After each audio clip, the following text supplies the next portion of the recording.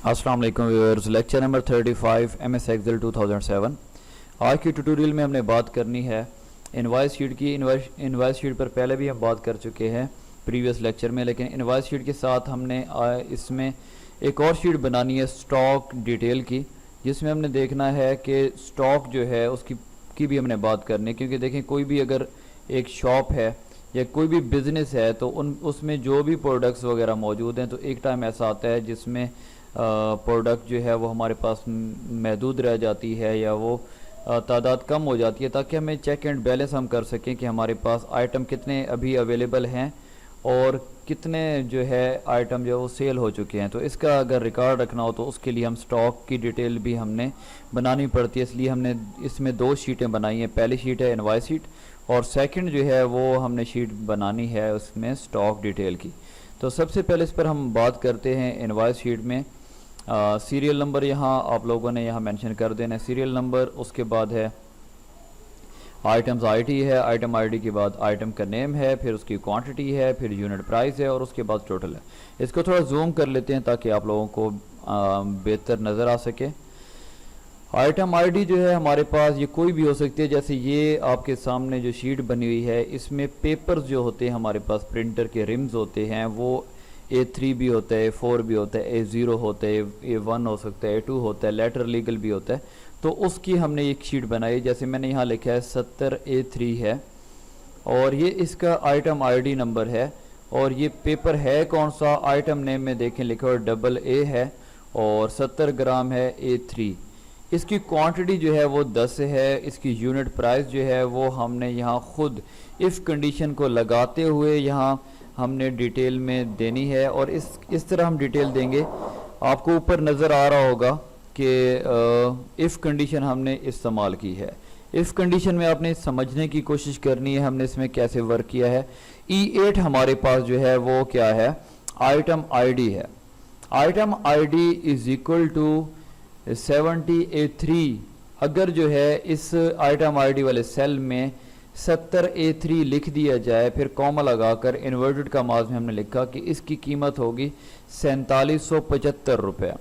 उसके बाद फिर कॉमा लगाकर हमने एक ब्रैकेट लगानी है, इफ़ कंडीशन फिर हमने इम्प्लीमेंट करना है। तो इनको आप वैसे कंडीशन जैसे हम लगा रहे हैं, आप इकट्ठी ब्रैकेट एंड पर भी क्लोज करना चाहें कर सकते हैं। E8 जो हमारे पास आइटम आईडी का सेल है, ये इज इक्वल टू हो 70A4 के, तो फिर जो है क्या हो, इसकी कीमत होगी 2525 रुपये होगी। तो हमने ये अज्यूम की है, खुद से कीमत आप कोई भी लगा सकते हैं। तो ये हमने ब्रैकेट्स लगाते जाना है, इफ़ कंडीशन लगाते जाना है कि अगर 70F4 के इज इक्वल टू E8 हो तो फिर हमारे पास इसका क्या 2825 रुपये इसकी कीमत हो। इस तरीके से करते करते हमने सबको मेंशन कर देना है। अब देखें 70A3 है, अगर इसकी जगह मैं लिख दूँ 70A4 कर दूँ तो क्या होगा, इसकी कीमत आ जाएगी। देखिए यहाँ भी चेंज हो गया, AA 70 ग्राम और साथ में A4 हो गया। क्वांटिटी इसकी अगर 10 है तो 25 इसका रेट चेंज हो गया। उसके बाद यहाँ आपको जो कीमत नज़र आ रही है, हमने क्या किया, क्वांटिटी और यूनिट प्राइस को मल्टीप्लाई कर दिया।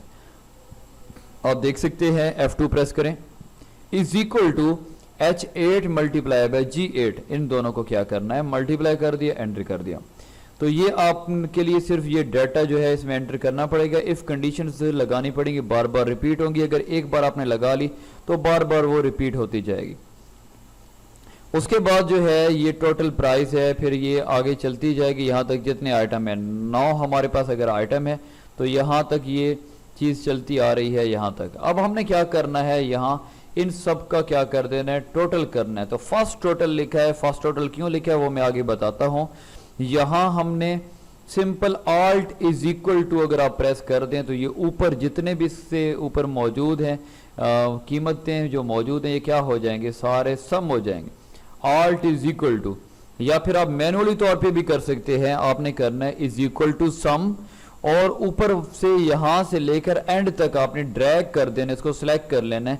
ये हमारे पास I8 से लेकर I16 तक हो जाएगा। और दरमियान में जो ये कॉलन हम यूज़ करते हैं, शिफ्ट प्रेस करके सेमी कॉलन का बटन जो प्रेस करते हैं, कॉलन यूज़ करते हैं, इसको एक्सेल में रेंज बोला जाता है। ये पहला हमारे पास और ये एंड वाला, इनको सबको जमा करना, एंटर करेंगे, ये सम हो गया। उसके बाद टैक्स है, टैक्स रेट क्या है, ये हमने खुद से अज्यूम किया है 6.785%। ये इसका जो टैक्स है, इसका रेट है 6.785%। ये कितनी कीमत बन रही है, ये टैक्स कितना बन रहा है, तो हमने क्या करना है, ये टैक्स लिखकर इसको हम क्या करेंगे, हमने मल्टीप्लाई करना है। F2 प्रेस कर रहा हूं। अब देखें, आपने टैक्स रेट जो परसेंटेज है इसको मल्टीप्लाई कर देना है फर्स्ट टोटल के साथ। तो इसका ये जो आपको सामने अमाउंट नजर आ रही है, इसका 6.785 जो है वो निकल आएगा। ये बन रहा है 15,010 रुपए। उसके बाद सेकंड टोटल है, तो सेकंड टोटल का मतलब क्या है, फर्स्ट टोटल वो था जिसमें टैक्स जो है वो शामिल नहीं था। अगर इसमें टैक्स को शामिल करेंगे तो ये हमारे पास आ जाएगा सेकंड टोटल। उसके बाद डिस्काउंट रेट है, कंपनी ने डिस्काउंट दिया है अगर, तो डिस्काउंट में क्या होगा, डिस्काउंट कितने परसेंट है, वो है 20.370%। हमने इसको मल्टीप्लाई कर देना सेकंड टोटल के साथ। आप देख सकते हैं इधर अगर मैं F2 प्रेस करूं तो आप देख सकते हैं हमने डिस्काउंट रेट जो परसेंटेज में था इसको मल्टीप्लाई कर दिया सेकंड टोटल के साथ। तो फिर क्या हो गया, हमारे पास डिस्काउंट अमाउंट निकल आई है 48,121 रुपए बन गई है। उसके बाद नेक्स्ट हमारे पास क्या है, थर्ड टोटल। तो थर्ड टोटल क्या होगा, इसमें जो हमारे पास सेकंड टोटल था इसमें से माइनस कर देंगे डिस्काउंट को। आप देख सकते हैं इस रकम में से हमने माइनस कर दिया डिस्काउंट को। आप F2 प्रेस करके यहां से देख सकते हैं हमने क्या कर दिया, सेकंड टोटल में से माइनस कर दिया डिस्काउंट अमाउंट को। तो हमारे पास थर्ड टोटल आ चुका है। अब थर्ड टोटल के बाद क्या होगा, कमीशन होगा। ये जो लोग वर्क कर रहे होते हैं उनको कहा जाता है कि आप इतना काम करेंगे आपको इतने % कमीशन मिलेगा। तो ये कमीशन जो है वो हो जाएगा 7%। अगर ये कोई भी देना चाहे हम कमीशन 7, 10, 15, 20% कोई भी हो सकता है, 7% कमीशन है।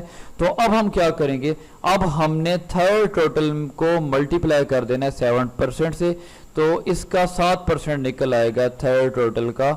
ये हो जाएगा हमारे पास कमीशन। कमीशन कितना हो गया देख सकते हैं आप, ये हमारे पास कमीशन आ रहा है 7% इस थर्ड टोटल का आ रहा है। उसके बाद फोर्थ टोटल क्या होगा, इसमें हमने क्या कर देना है, ये थर्ड टोटल था, कमीशन निकाल लिया। फोर्थ टोटल में क्या होगा, कमीशन भी शामिल होगा।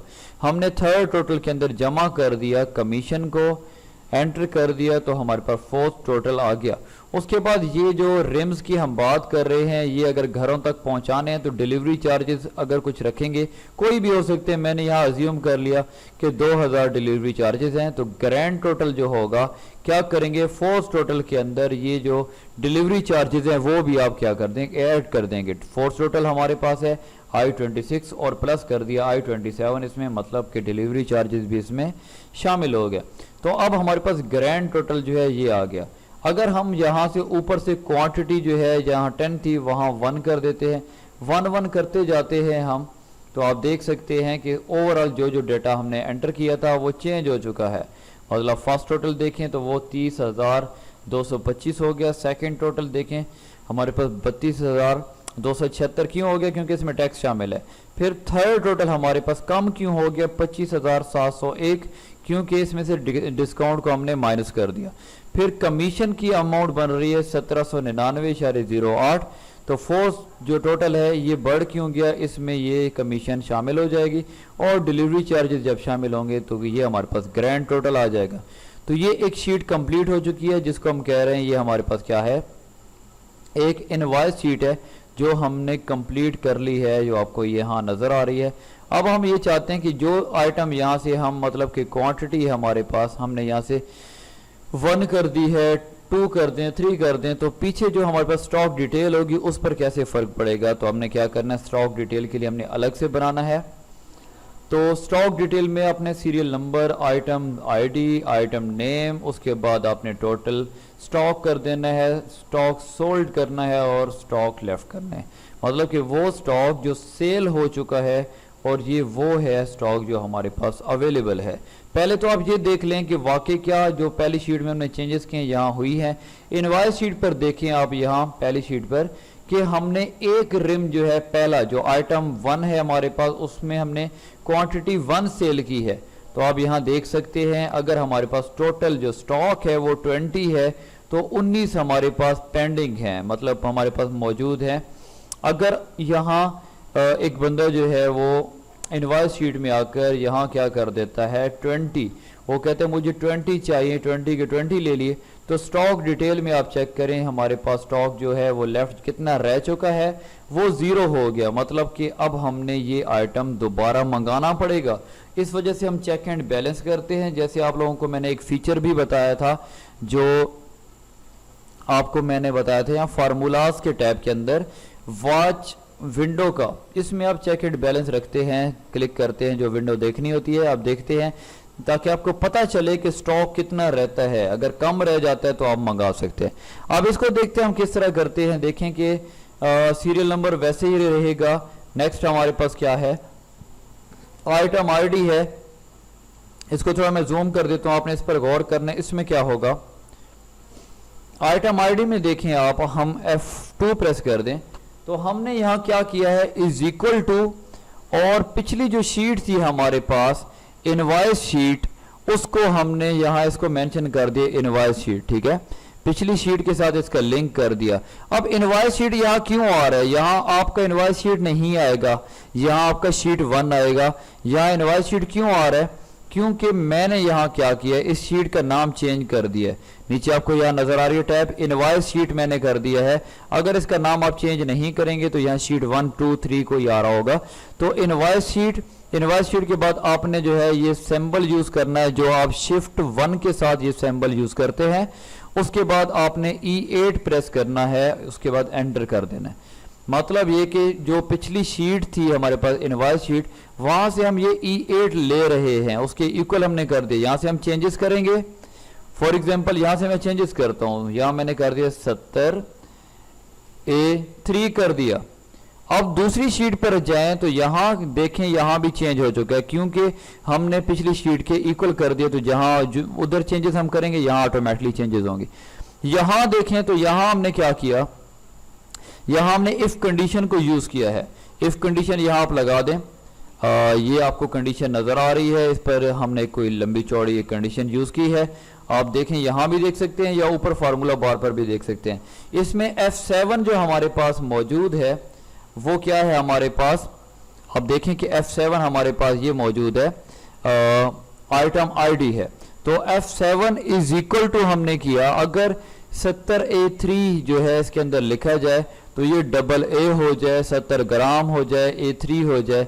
तो ये चीज़ हमने इसमें मेंशन की, तरतीब के साथ इफ कंडीशंस लगाते गए, ताकि यहाँ हम चेंज करें तो ऑटोमेटिकली यहाँ चेंज हो। अगर हमने यहाँ किया 70, यहाँ असल में जो हम यूज़ नहीं करेंगे, क्योंकि हमने यहाँ लिंक पिछली शीट के साथ दिया। इनवॉइस शीट आप अगर यहाँ से चेंज कर दें, मतलब कि 70A4 कर दें, जैसे ये पहले भी था, एंटर कर दें, तो अब दूसरी शीट पर ये चेंज हुआ। और यहां चेंज क्यों हुआ, क्योंकि हमने इफ कंडीशन का इस्तेमाल किया। उसके बाद आप टोटल स्टॉक की तरफ आ जाएं।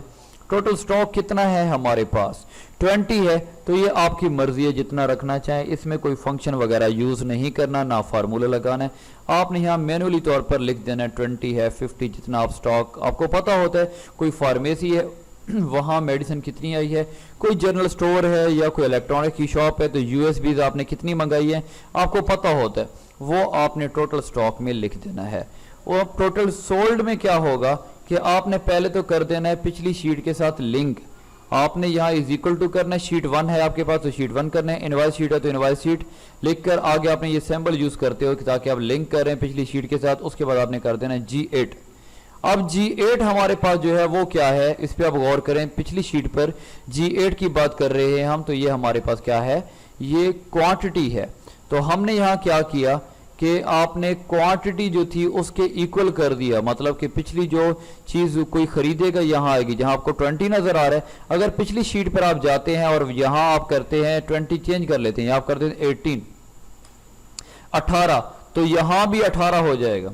मतलब टोटल स्टॉक 20 है और ये वो है जो सेल हुआ है। तो दूसरी शीट पर ये हमारे पास क्या क्वांटिटी आ रही है जो वो खरीदना चाह रहा है कस्टमर, तो उधर क्वांटिटी होगी और यहाँ ये वो आइटम शो करेगा जो सोल्ड हुआ है, स्टॉक सोल्ड है आपको यहाँ नजर। उधर क्वांटिटी 18 है तो जाहिर सी बात है जो क्वांटिटी है वो चीज सेल हो चुकी है, यहाँ आप 18 कर देते हैं, ऑटोमेटिकली यहाँ 18 हो जाएगा उधर क्वांटिटी देंगे। तो यहाँ आपने क्या करना है, सिंपल आपने यहाँ इज इक्वल टू करना है और उसके बाद आपने क्या करना है, स्टॉक डिटेल पर आप इसी शीट पर मौजूद हैं और आपने कर देना है, ये H7 है आपके पास, इसमें से माइनस कर देना है आपके पास जो G8 है, लेकिन वो G8 कहाँ है, वो G8 इस शीट पर मौजूद है, ये वाला। तो आपने ऐसा फंक्शन यूज़ करना है। आप देख सकते हैं इसमें कि हमने इसमें एक स्टॉक डिटेल पर तो हम पहले मौजूद हैं इस शीट पर। आपने क्या करना है, H7 जो हमारे पास यहाँ मौजूद है, H7 क्या है आपके पास, H7 हमारे पास टोटल स्टॉक है। Total stock minus invoice sheet जो पहली शीट हमारे पास मौजूद है उसका G8, मतलब इसमें से क्वांटिटी को हम क्या करना चाह रहे हैं, माइनस करना चाह रहे हैं, और एंटर करेंगे तो आपके पास यहाँ स्टॉक लेफ्ट आ जाएगा, मतलब 20 में से 18 जाएगा तो क्या रह जाएगा, 2 रह जाएगा। तो ये स्टॉक लेफ्ट आपके पास जो उसकी आपके पास लिस्ट तैयार हो जाएगी।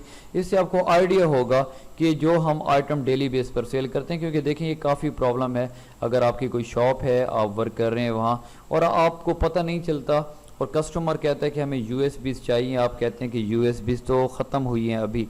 तो इस चीज़ से बचने के लिए आप चेक एंड बैलेंस करें कि जो चीज़ आपके पास जो स्टॉक मौजूद है वो कितना मौजूद है, कितना रह चुका है, कितना सेल हो चुका है डेली बेस पर। तो आप एक शीट बना सकते हैं अपनी शॉप के लिए, कोई भी बिजनेस कर रहे हैं उसके लिए आप बना सकते हैं। उम्मीद करता हूँ आपको ये ट्यूटोरियल जो है वो समझ आ चुका होगा। कहीं से भी आपको फंक्शन की समझ नहीं आती, कहीं से कोई फार्मूला लगा रहे हैं और प्रॉब्लम आ रहा है, तो आप लाजमी जो है आप मुझसे पूछिए, कमेंट कर सकते हैं। व्हाट्सएप जो है वो नंबर भी दिया हुआ है, स्क्रीन पर आपको नज़र आ रहा है, और उस नंबर पर रब्ता करके आप अपना प्रॉब्लम बता सकते हैं। उसके अलावा मेल करना चाहें मेल कर सकते हैं। और अगर ये वीडियोस आपको नहीं मिल पा रही तो वीडियोस को के लिए जो है प्रॉपर आप देखने के लिए स्क्रीन के कॉर्नर पर मेरी पिक्चर नज़र आ रही है आपको, उस पर आप क्लिक कर दें, चैनल सब्सक्राइब हो जाएगा। और ये बार बार इस वजह से मैं आप लोगों को कह रहा हूँ क्योंकि प्रॉब्लम स्टूडेंट्स को आ रहा है कि हम तक वो लेक्चर नहीं पहुँच रहा, और स्टूडेंट ये समझते हैं कि मे बी हमने कुछ डॉलर्स में पे करना पड़े, तो ऐसी बात नहीं होती। आप YouTube चैनल जब सब्सक्राइब करेंगे तो उस पर आपका 1 रुपया भी खर्च नहीं होता, और उसके साथ बेल आइकन बना हुआ होगा, उस पर आप क्लिक कर देंगे तो उससे जो भी नई वीडियो हमारी हम अपलोड करेंगे वो आप तक फ्री ऑफ कॉस्ट पहुंच जाएगी, उसमें कोई आपका खर्च नहीं होता।